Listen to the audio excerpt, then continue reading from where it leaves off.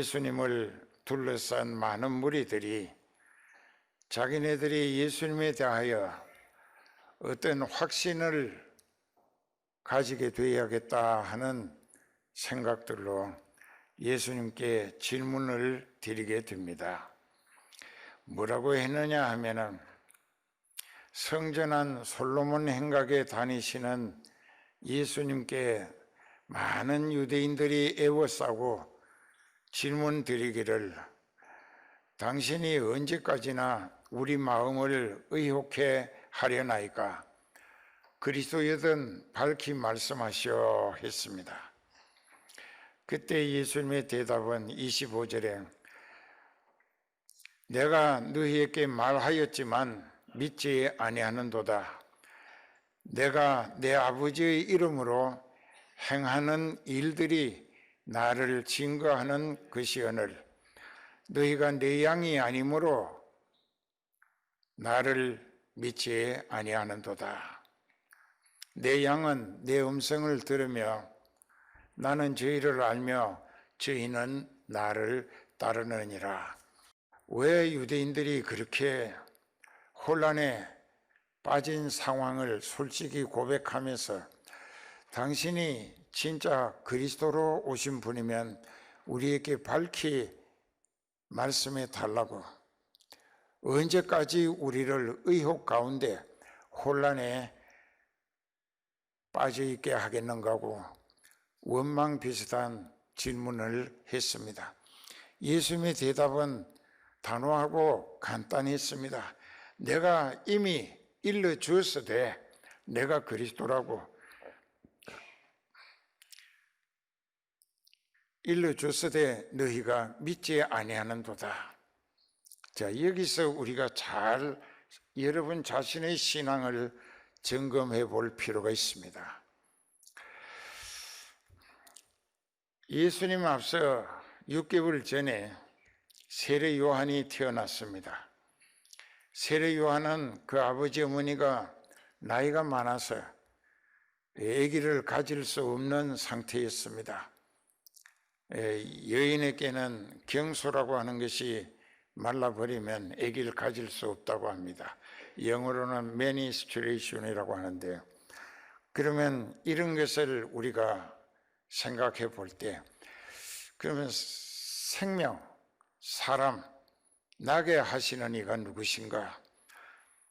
그 사가랴라고 하는 남편이 그 해의 대제사장의 직분을 받고 성전에서 늦게까지 기도하고 있었습니다. 그때 천사 가브리엘이라고 하는 이름의 천사가 나타났어요.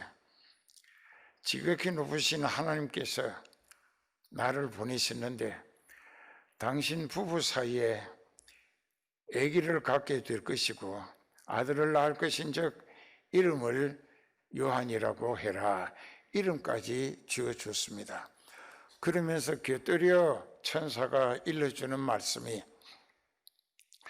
저가 큰 자가 되어 하나님이 보내실 메시아 그리스도의 길을 예비하는 사명을 감당할 것이다.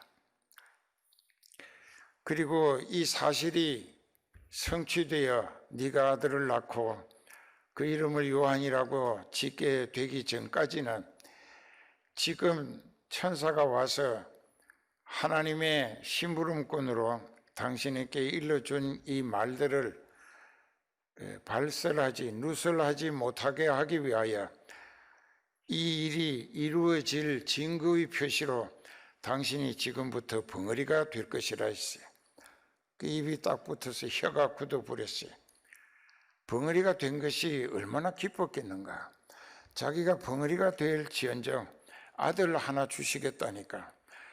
그 자기 벙어리가 문제가 아니라 아들 얻는다는 데 대한 기쁨이 그토록 기쁘고 희열에 넘치는 감격이었을 것입니다.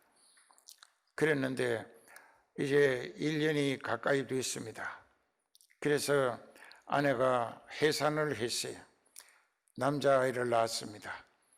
그러니까는 모두가 다 벙어리 된 그 아버지에게 이 아기 남자아이인데 이름을 뭐라 짓겠느냐 물으니까 말을 못하고 하나님이 벙어리 되게 하셨기 때문에, 그래서 종이하고 펜을 가져라고 해서 거기다가 존이라고, 요한이라고 적어줍니다.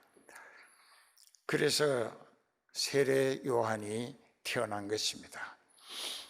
그는 짧은 인생을 굵게 살다 갔습니다. 말하자면 날 수 없는 인생이 하나님이 쓰실 용도, 사명, 계획, 용도라고 하는 것은 쓸모를 말하는 것이고, 사명은 하나님이 그에게 주신 그가 해야 할 일을 사명이라고 합니다. 영어로는 duty라고 합니다. 그러니까 이런 것을 생각하면서 우리도 Our duty is world mission이라고, 우리의 사명은 세계 선교다, 듀티라고 하는 말입니다. 그래서 너희가 내 양이 아니므로 믿지 아니한다.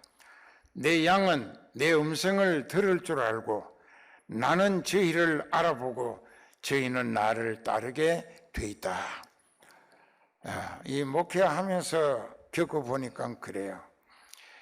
잘 믿는 척 했던 사람이 성령을 받지 못하면 자기에게 마귀가 계속 이끌어가고 지옥으로 끌려가고 있는데 그걸 모릅니다.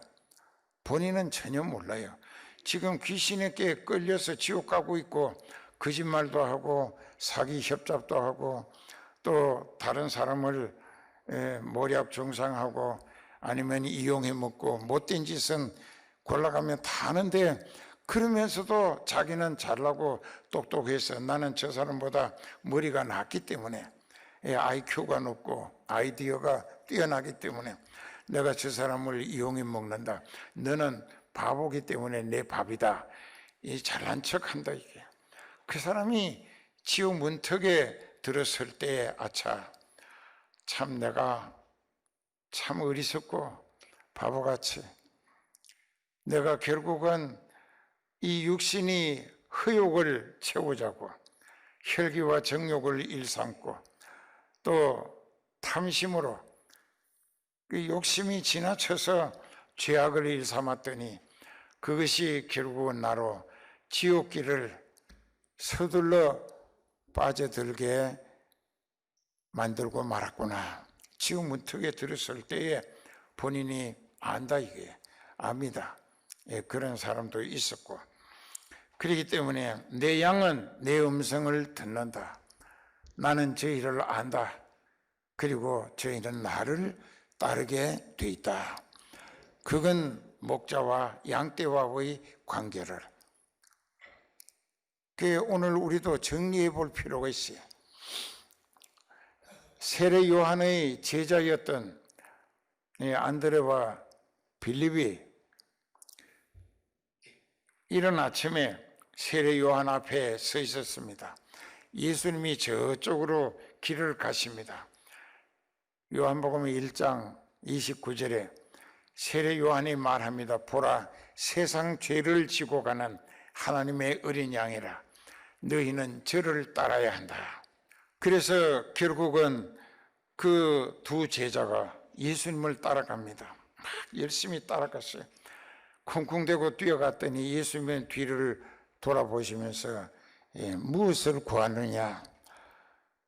그들이 대답합니다. 어디 계시는 분이십니까? 그러니까 와보라.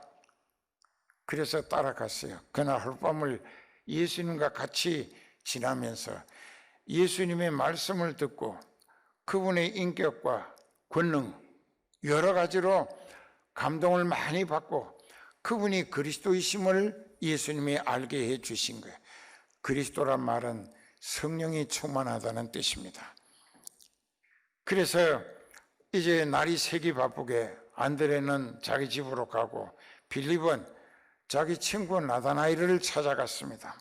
나다나엘을 찾아가서 나다나엘에게 내가 지난밤 예수님과 함께 지났는데 그분이 바로 우리에게 많은 선지자들을 통하여 예언된 메시아로 오신 분이더라 했어요. 하니까 어디 사람인데 하고 물었습니다.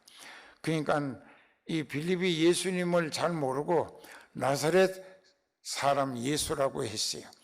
그러니까 나다나엘은 구약 성경을 많이 연구하고 기도 많이 한 사람이라 나사렛에서 선한 사람이 날 수 없다. 그리스도가 베들레헴에서 나게 돼 있다. 그러니까 부인해 버립니다. 빌립이 전도의 미천이 짧았어요. 그 예수님이 베들레헴에서 나신 게 틀림없잖아요. 마구간에서. 그랬는데 그걸 모르고 나사렛 예수라고 했다가 그만 부정하는 그 친구의 모습에 안타까워서 그 자기가 만난 예수님이 그리스도이시면 틀림없는데 이 친구가 자기가 애타게 같이 믿음으로 구원 얻자고 해도 들어먹을 것 같지 않으니까 애가 타서 그러면 가보자. 네가 직접 한번 가서 만나보자 하고 끌고 왔습니다. 아직 저만치 예수님 계시는 곳에 다가가고 있습니다. 그 빌립이 나다나엘을 예수님께 소개도 하기 전인데 예수님이 저 앞에 오고 있는 나다나엘을 보시고 칭찬하시는 말씀을 하셨어요. 저 사람은 참 이스라엘이라 그 마음에 간사한 것이 없도다. 그러니까 이 사람이 그만 충격을 받습니다. 그 얼떨결에 나온 말이 어떻게 저를 아시나이까 하고 물었어요. 어떻게 저를 아시나이까 하고 물었을 때 빌립이 너를 부르러 가기 전에 네가 무화과 나무 아래서 성경을 읽고 기도하는 것을 내가 보았다. 그럼 여기 이 말씀 한마디 속에 예수님의 신성, 예수님은 하나님이시었다는 사실을 내포하고 있다는 것입니다. 어떻게 저 북쪽에 갈릴리 쪽에 거기에서 무화과 나무 밑에서 성경 구약 연구하고 탐독하고 기도하고 또 무화과 나무 아래라고 하는 것은 이스라엘을 위하여 무화과는 이스라엘의 국화입니다. 그러니까 이스라엘 나라를 위하여 눈물로 회개하고 기도하며 그 오실 메시아를 애타게 기다리기 위하여 어디서 언제쯤 오실까 하고 구약 성경을 연구하고 있었다. 그래서 미가서 5장 2절에 보면 유대 땅 베들레헴아 너는 고을 중에 극히 작을지라도 이스라엘을 다스릴 자가 네게서 내게로 나올 것이라 그의 근본은 상고의 태초이니라 라고 기록되어 있다고. 약 1000년 전에 예수님이 오시기 1000년 전에 이미 예언으로 기록되어 있어요. 그래서 이제 이런 것을 우리가 이렇게 생각하며 깨달을 때에 야, 예수님은 여러분들의 과거, 현재 또는 미래까지도 다 알고 계신다. 그래서 이 전도받은 입장에서는 그 자기가 소개 예수님께 드리기도 전에 자기를 다 아시는 말씀을 하신다. 너는 참 이스라엘, 즉 아브라함의 약속을 믿는 사람이다 그 말이고 또 네 속엔 간사한 것이 없다. 많은 유대인들 중에 로마 제국의 앞잡이가 돼서 동족의 피를 짜내가지고 로마 제국에 바치면서 거기 편성해서 잘 지냈던 사람들도 있습니다. 이게 간사하다는 얘기입니다.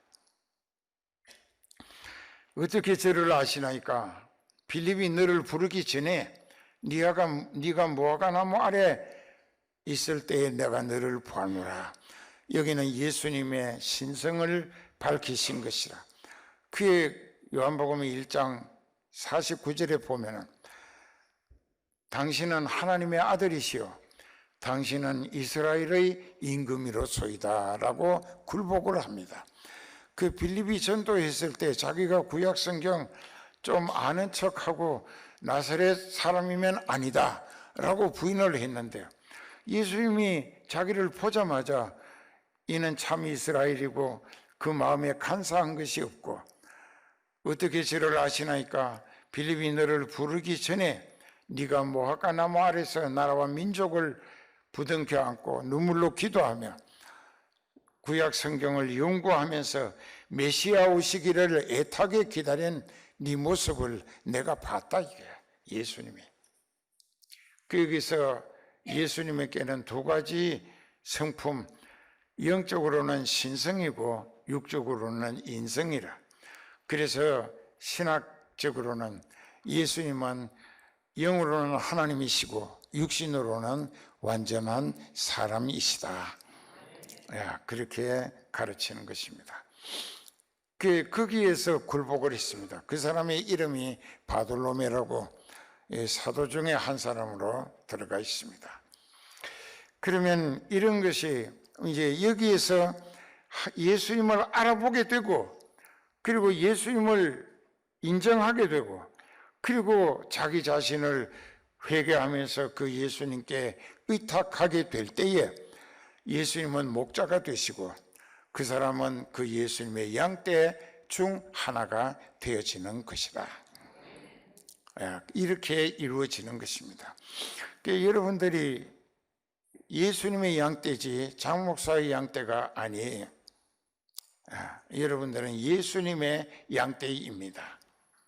그렇기 때문에 여러분들이 예수님을 똑바로 알아보게 되고 믿어지게 될 때에 회개하고 여러분들의 인생을 영육간에 그 예수님께 완전히 신탁하는 거예요. Trust in God. 믿고 하나님께 맡기는 것입니다. 의탁하는 거예요. 그럴 때 예수님의 양떼가 되어지는 것입니다. 그런데 누가복음 5장 2절 이하에서 보면은 베드로가 밤새도록 허탕친 빈 배에 그날 밤 고기 잡이를 위하여 그물을 손질하고 있었습니다. 많은 무리들이 이른 아침부터 예수님 말씀 듣고 병 고침 받고 귀신 쫓아내 주심을 받기 위하여 모여들었습니다. 옹신할 수가 몸을 움직이기 어려웠다. 많은 무리가. 그 예수님이 바닷가로 비탈에 내려가셔서 빈 배에 오르시고 물에서 조금 띄워서 배를 물결에 고정시키고 있으라 하고 그 해변에 많은 사람들을 향하여 설교하셨어요. 그리고 설교를 끝나고 나서 이 베드로에게 저기 깊은 데로 가서 그물을 내려 고기를 잡으라. 그 베드로가 실패한 고백을 합니다. 선생님, 우리가 지난밤 밤이 새도록 그물을 내리고 올리고 했지만은 잡은 것이 한 마리도 없었습니다. 그러나 예수님과 한 배를 탄 거예요. 자기 배에. 그 막대기 가지고 그 삿대로 땅을 짚어서 배를 고정시키고 있었던 거예요. 그러다 보니까 설교를 가장 가까이서 말씀 듣다 보니까 어느새 말씀에 사로잡힌 거예요.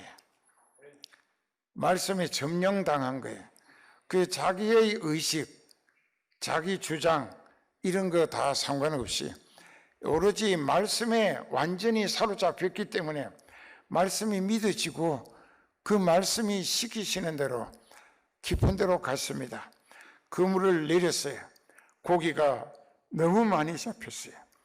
자기 배에 다 실을 수가 없어서 동업자인 야고보와 요한의 형제인데 배 한 척이 저기 빈 배로 있었습니다. 손짓해서 오라 해가지고 한 그물에 걸린 고기가 2배를 가득히 채웠는데 거의 잠기게 되었더라. 그렇게 기록되어 있습니다. 그날 베드로는 또 그의 동생 안드레, 야고보와 그의 동생 요한이 4명이 예수님의 신비로운 권능에 굴복해서 예수님을 메시아 그리스도로 알아보게 되고 그분에게 자신들의 생애를 온전히 위탁하고 그물도 배도 가족도 다 버리고 예수님이 나를 따르라. 팔로미 나를 따르라. 그래서 따라간 거예요. 제자가 된 거예요. 그 중에서 베드로는 수제자가 됐고 야고보는 순교했고, 그리고 또 요한은 요한복음과 요한 1서, 요한 2서, 요한 3서, 요한 계시록까지 성령이 불러주시는 대로 기록하는 하나님이 믿고 요긴하게 쓰신 하나님의 일꾼이 됐던 것입니다. 자, 이렇게 해서 예수님의 양떼는 늘어납니다. 그런데 이제 그 사도행전 13장 49절에도 보면은 사도 바울과 그 일행이 가서 열심히 이방 땅에 가서 복음을 전했습니다. 이적 기사가 많이 나타났어요. 하나님이 쓰시는 종, 그 증거가 말씀이 선포될 때에 그 말씀은 그 사람이 생각하는 대로 함부로 말하는 것이 아니고 성령이 말하게 하시는 대로 대언한다는 것입니다. 그 요한복음 3장 34절에 하나님의 보내신 이는 하나님의 말씀만 하나니 이는 하나님이 성령을 한량없이 주심이니라. 예, 지금 설교하는 것도 그래요. 그러니까는 하나님이 성령을 충만케 하셔서 성령이 말하라 하시는 대로 대언할 뿐이다, 이게. 그 말씀은 성령이 대언하게 하시는 말씀인 거로 100% 하나님의 말씀이라는 뜻입니다. 그 말씀은 로마서 1장 16절에 내가 하나님의 복음의 말씀을 부끄러워하지 아니하노니 이 복음은 모든 믿는 자에게 must be 반드시 믿는 자에게 구원을 이루는 능력이 되면이라. 하나님의 말씀은 믿는 사람에게 구원을 이루어 주시는 파워, 능력이 된다. 그렇기 때문에 믿지 않는 사람은 구원을 얻을 수 없다. 이게 가룟 유다처럼 지옥 갈 수밖에 없겠죠. 그래서 믿는 사람들에게 어떻게 하시느냐? 여기 보면은 28절에 내가 저희에게 영생을 준다. 영원히 멸망치 않는다. 또 저희를 내 손에서 빼앗을 자도 없다. 저희를 주신 내 아버지 손은 만유보다 크시며 아무도 아버지 손에서 빼앗을 수 없다. 자, 여기 이제 이걸 잘 기억하세요. 예수님께 온전히 회개하고 예수님이 하나님의 아들 그리스도이심이 믿어져서 자기 죄를 회개함으로 하나님과 자기 사이에 막힌 죄악의 담을 허물고 성령이 접착제가 돼서 나와 예수님을 접붙여 하나가 되게 했다. 그렇게 됐을 때 나는 구원을 얻는 것입니다. 그래서 구원 얻은 사람에게는 어떤 보장이 따르느냐? 그 사람에게는 예수님이 영생을 준다. 영생, 이터널 라이프, 영원히 사는 그 영생을 주노니 영원히 forever, 영원히 멸망치 아니할 것이고 또 저희를 내 손에서 빼앗을 자도 없다. 저희를 나에게 넘겨주신 아버지는 만유보다 이 세상 우주 모든 것보다 더 크시기 때문에 아무도 아버지 손에서 빼앗을 수 없다. 그러니까 한번 진리를 깨닫고 회개해서 성령을 모시고 그리스도 안에 들어가서 하나님의 호족부인 생명책에 이름이 올라 등록된 사람은 영원히 멸망치 않고 하나님으로 더불어 영생 복락을 누릴 수 있다. 이것이 교회를 통하여 목자이신 예수님과 양떼된 여러분들 사이에 꼭 이루어져야 할 믿어지는 믿음으로 회개하고 죄를 예수님의 이름으로 용서받은 다음에 성령을 파송받으면 하나님의 아들, 딸이 됩니다. 하나님의 생명 호족부에 이름이 오르고 어떤 상황 속에서라도 아버지 하나님은 졸지도 주무시지도 아니하시고 정월 초하룻날부터 섣달 금음날까지 1년 12달 365일을 항상 하나님의 눈이 그 사람들을 살피고 계신다고 했습니다.